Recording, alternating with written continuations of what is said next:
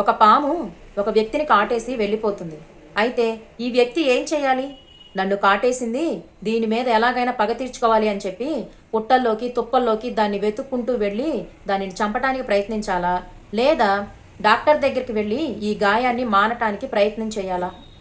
చాలామంది కూడా వెళ్ళాల్సిన దారిని మర్చిపోయి ఇలానే రాంగ్ రూట్లో వెళ్తూ ఉన్నారు.